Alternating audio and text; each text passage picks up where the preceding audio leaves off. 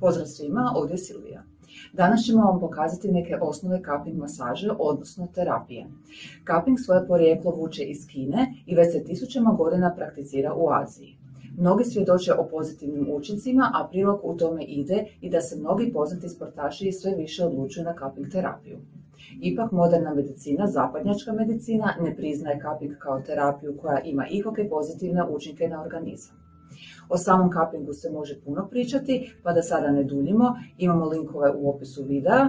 Ako nekoga zanimaju dodatne informacije, povijest, dobrobiti i sl. A mi krećemo na cupping. Prije samih postavljanja čaša potrebno je zagrijati dio tijela koji ćemo tretirati cuppingom. Zagrijavanje najčešće radimo tehnikom eperlaž i to u trajanju od barem 15 minuta.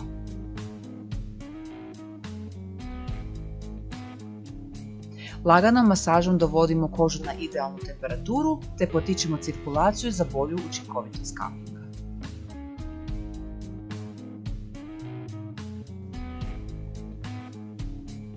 Uz standardni cupping koji ćemo prezentirati malo kasnije, postoji i klizeći. Izvodimo ga sa silikonskom čašicom gdje sami doziramo jačinu vakuma. Primjenjujući lagani vakum, klizimo čašom duž mišića radeći dugačke pokrete. Kod jače napetih dijelova tijela možemo raditi kraće kružeće pokrete kako bi na tom dijelu dodatno potaknuli cirkulaciju. Ova tehnika je vrlo korisna i kod ukočenih i bolnih mišića.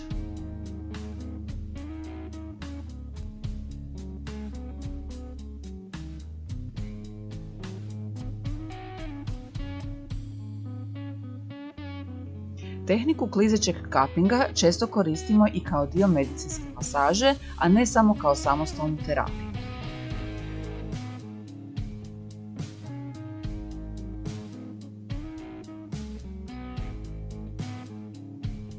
Može se primjenjivati na svim dijelovima tijela, pa i na licu. Koristi se i kao dio anticelulitne masaže gdje pokazuje vrlo dobre rezultate.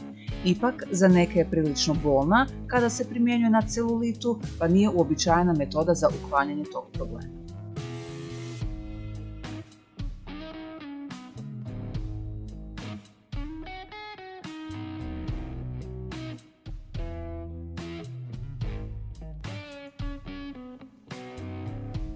Čaše postavljamo na relevantne akupunkturne točke.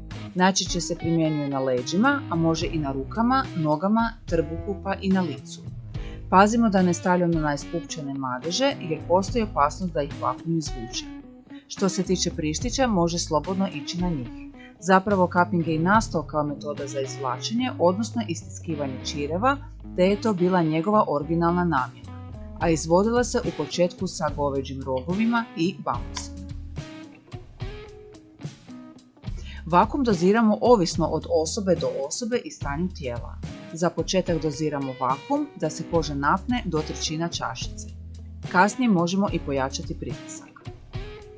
Uz ovaj suhi cupping postoji i mokri koji se još naziva hidžama. Ta tehnika se razlikuje po tome što dijelove tijela koji će biti pod čašom izbockamo akupresurnom iglom te će onda cupping izvući krv kroz te rupice. Tu tehniku nećemo prikazivati jer nismo certificirani za nju.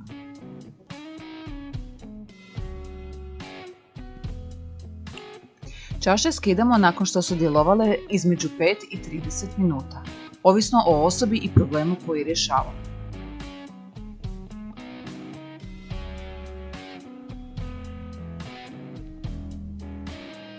Nakon skidanja čaša ostaje karakterističan trag koji nije opasan i koji će izblijediti nakon tjedan dana. To nisu modrice, već indikatori blokade cirkulacije i nakupljenih toksina. Što je trag tamniji, to znači da je blokada bila veća i toksini nakupljeniji.